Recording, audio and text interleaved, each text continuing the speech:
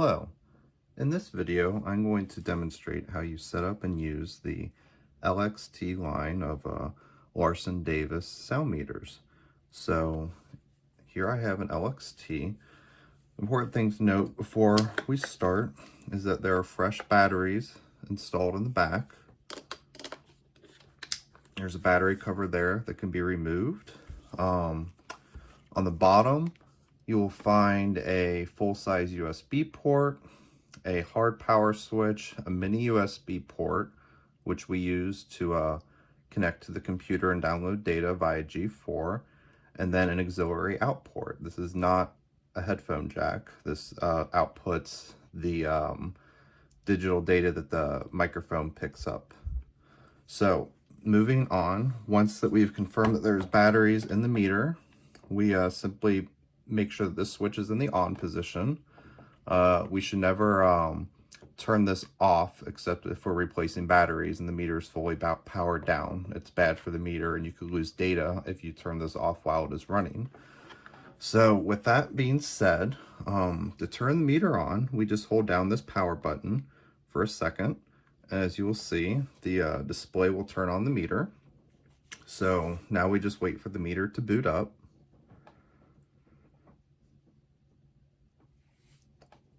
While it's doing that, it's important to note that it has 3 soft keys up here which control different menu prompts that appear on the screen. So as you see, I have the option hit menu and then more to the right. So these keys change their function depending upon what you're doing. Another thing that people might want to know is how you adjust the screen on this. So to do that, you simply hit the power button, and then you can see that there's a backlight right there, and to adjust that you use the left and right arrows as I'm doing here. So that's off, dim, bright. I'm just going to leave it on bright for now. And then the contrast, the same, you adjust it with the up and down arrows like that.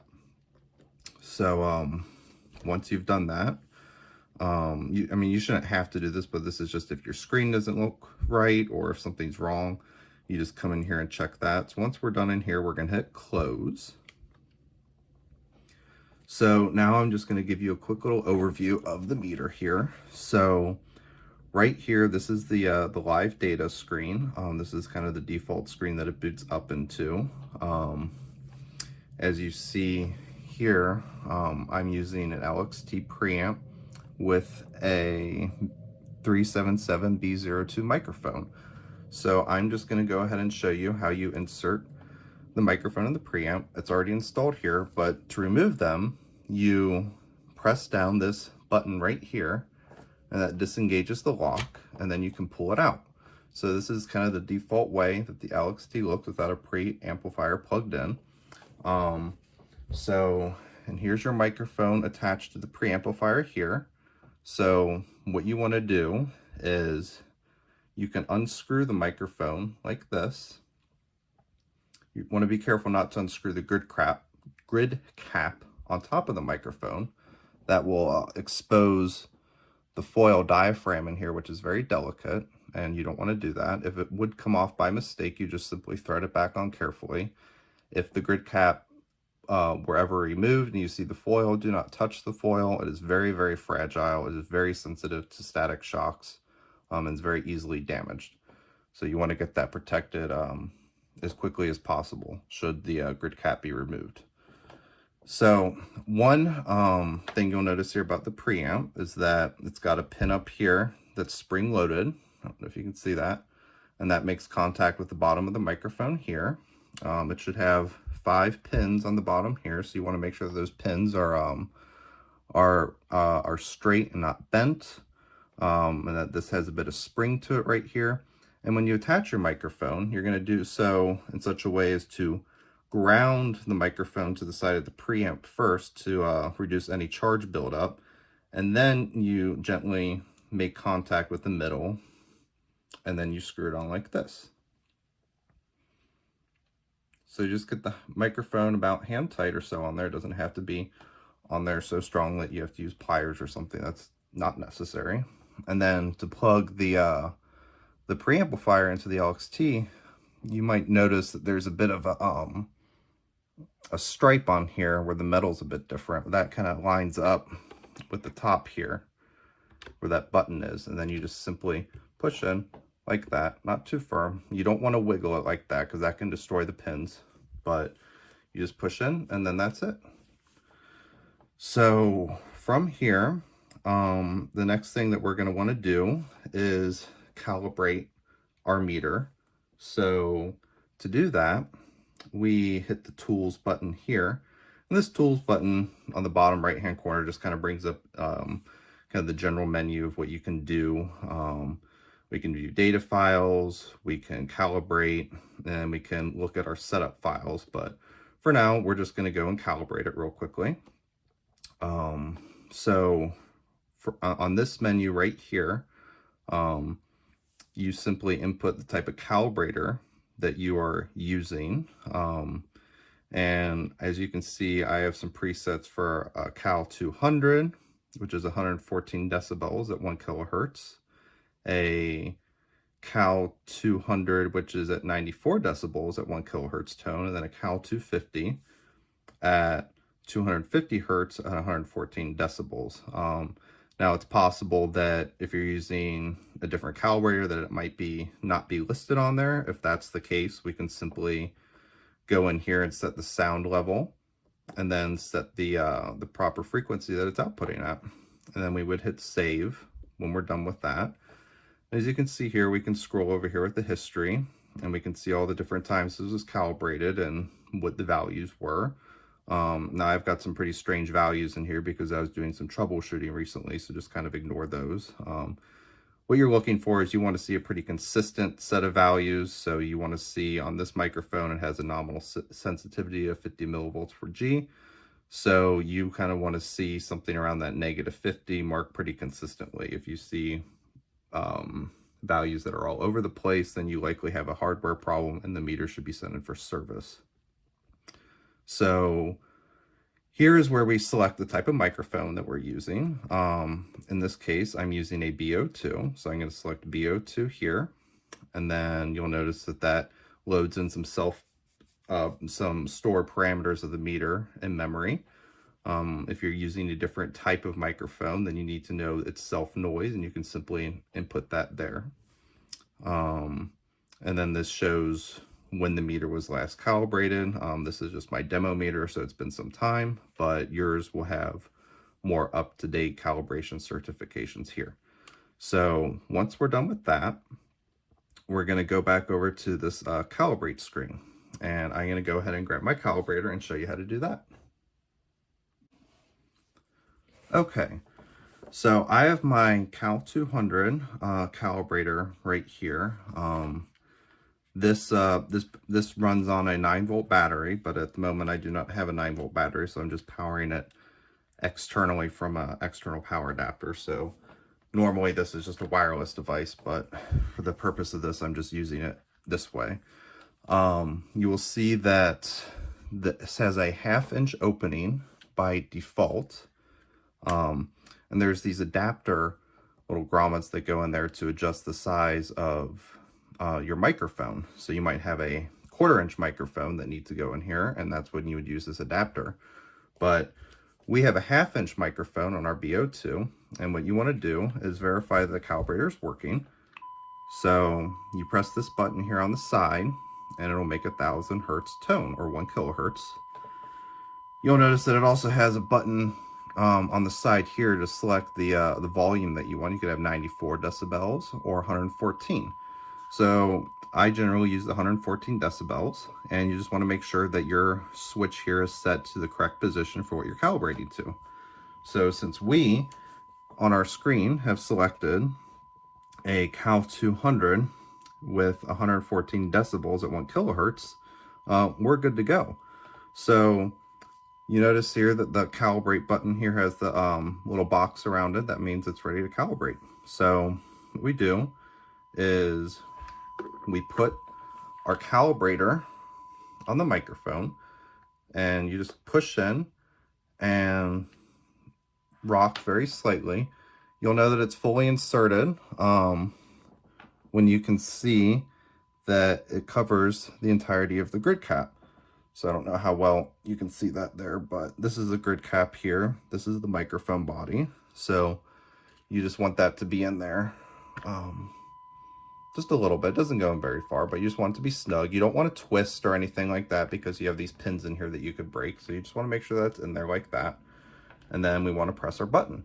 And you'll hear the tone. And then once we've pressed our button, we hit calibrate. So now the calibrator will run for about a minute. And once it is been about a minute, it will shut off. So now you'll notice that the meter is calibrating, and it's just said that our measured difference is 0.06 decibels. And I'm going to go ahead and save that result. And then boom, we're finished calibrating. So I'm going to go ahead and take the calibrator. Just going to not do that. My my preamp likes to come out sometimes because my button here is a little faulty because it's gotten a lot of use, but we just want to gently hold here and then pull the calibrator out like that. And then to make it be quiet, you can lay it on your work surface just standing up like that, and that'll do a good job of making it quiet. So now that we have calibrated, we can go ahead and set up our measurement. So we're just going to close out of here with this middle soft key like that. And we can go to our setup manager here. And I recommend just loading the default setting. So I'm just going to click on that with the OK button, the enter button right here. And I don't want to save this data file because it's just a test, so I'm just going to hit no.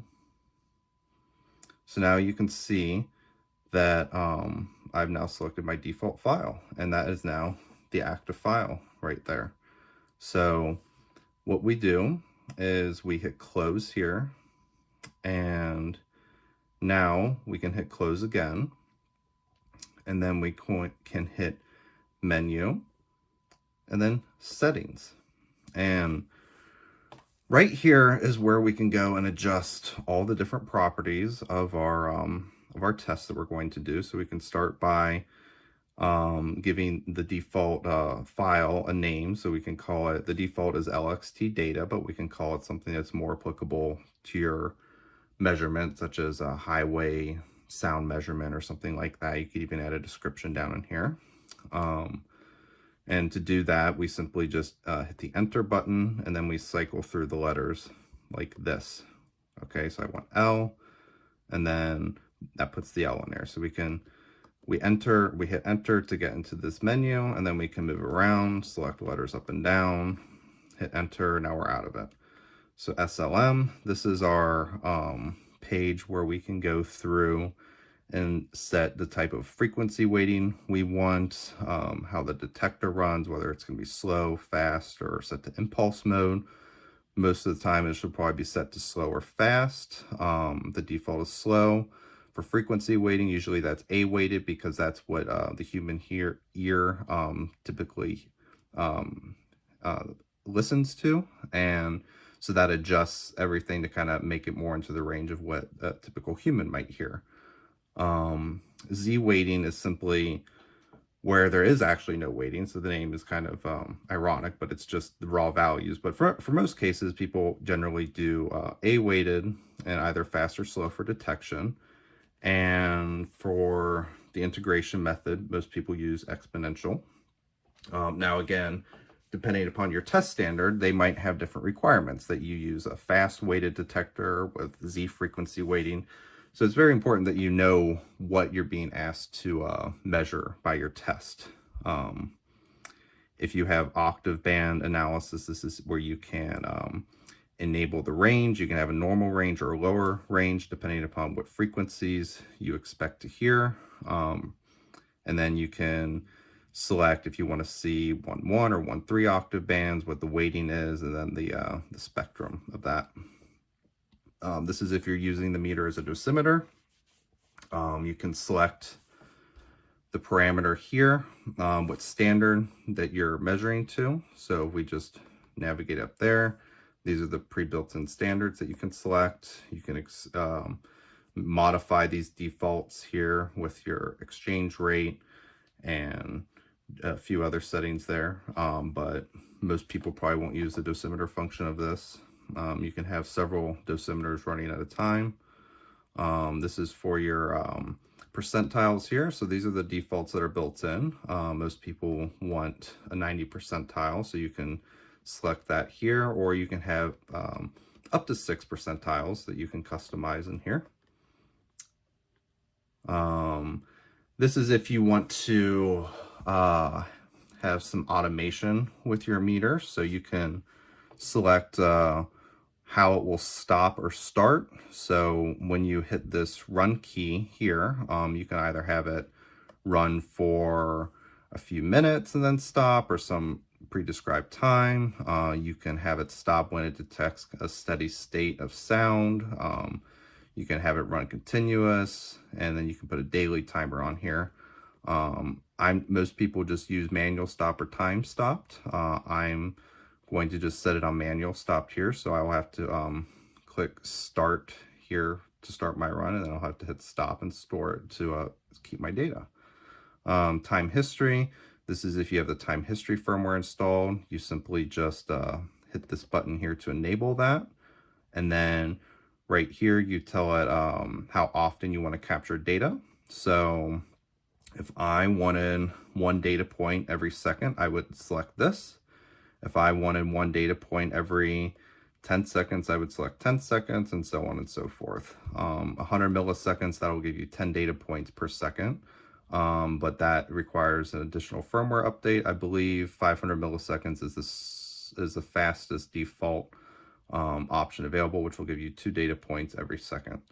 So I'm just going to go ahead and select this as 1 second, and then moving on over here to triggers. So you can configure this meter to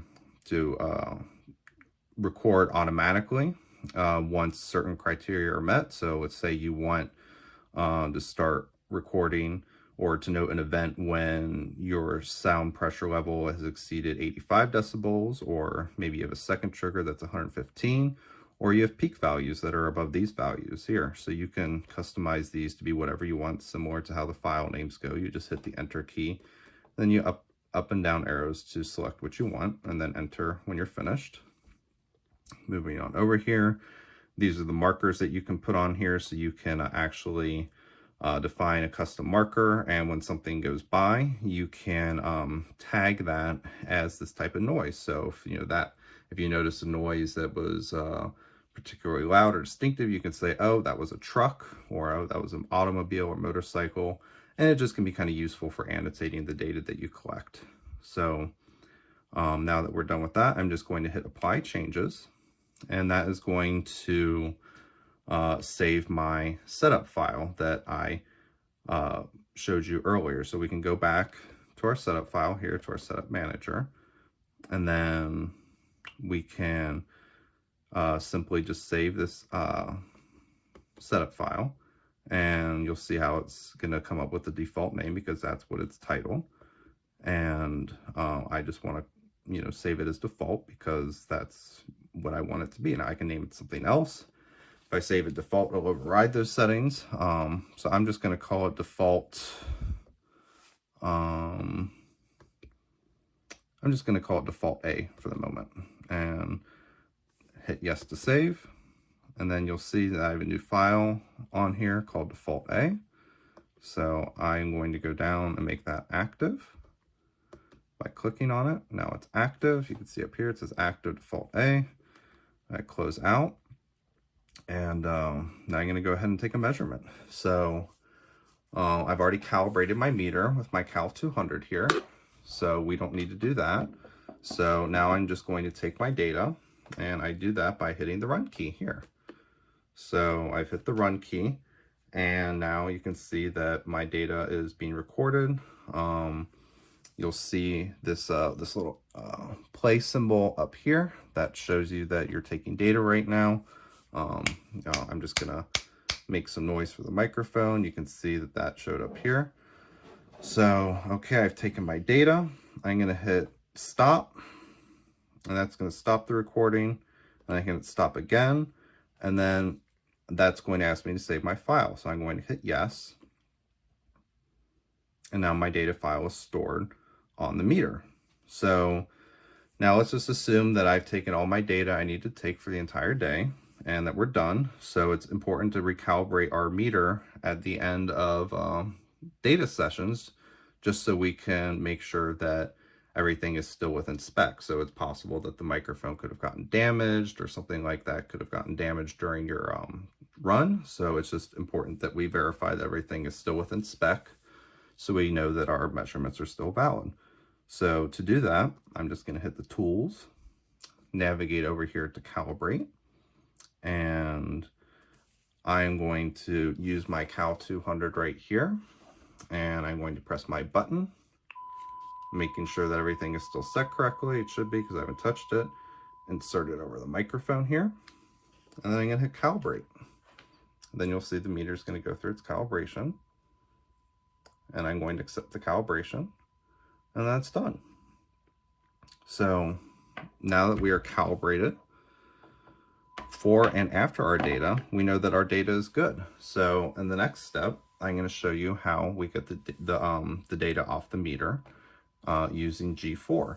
So what you want to do is you want to use the supplied cable. It's a mini USB cable that does both power and data, and you want to plug that in to the USB slot down here. And then, of course, the other end will be plugged into your computer that is running G4. Okay, now that we've connected our LxT to G4, I've pulled up G4 on my computer here. On the left-hand side, we have these tree columns. This is the meters. This lists all the meters that have communicated with this specific computer. There's quite a lot on here just because I've communicated with a lot of meters. And then to better organize them, I've included a projects tab here where I've put in my demonstration meters. And you can see here's the LxT2 that I was demonstrating. Now the default file name that will appear here will be LxT1 or LxT2, and then the serial number you can see up here. This is kind of more of a default naming, but you can change the name of the meter. So I'm going to go ahead and double click on this, and that will open up a tab here on my screen. This is the files tab here, which will show me all the files that are on the meter and on my computer. So here is LxT data 004. That is the file that we created in our little demonstration. And you can see here that it is not downloaded, excuse me. So to do that, you can just select this file and hit download, or you can simply just tell all the files to download by there's a button up here that says that allows you to download everything. So I'm just going to unhighlight that, uncheck this, and then you can see that there's the download all. Now before we download anything, it's probably a good idea just to check the options here to make sure that we get the type of file that we want. So G4 has the ability to convert the native file of the meter, which is an LD bin file, into an XLXX file, a JSON, CSVs, and sound recordings if those exist on the meter. So I would like it to convert it into XLSX and JSON, so I'm just going to make sure those two are checked. Click Save. You will want to restart G4 if you've made any changes here, but since I haven't, I'm not going to do that. So back to our file that we downloaded, or that we made on our demonstration. So I've selected that. I'm going to hit download, and you'll see the progress. Well, it was very fast. It went over to 100%, and then the file will appear here. And you can see all the parameters and the summary of our test that we ran. There's different tabs down here that go into more detail about where the default where the data is, if you want to go in there and look at like the time history data or statistics or things like that. Since I did enable time history, there's a graph here, and this is something that's interactive that you can zoom in and change what appears on here. And then there's also a reporting function, which you can export this directly to a PDF or print it. So one important question that you might have is, okay, well, where's this file that I just made and exported from my meter? Well, that's easy. You just go to the file in the file manager here, and then you right click on it, and then you click open containing folder. And then that will pull up the file that we just made. So you can see here it's got the LD bin file, which is the native file and the one that's made automatically. And then from that, G4 automatically created an XLX file and then a JSON file. And then we can go in here and manipulate these as needed. So that's really about it. When you're done using G4, you can just exit out of it up here, and that's that. If you have any questions, you can always feel free to give us a call, and we will do our best to help answer them. So thank you very much, and I hope you found this helpful.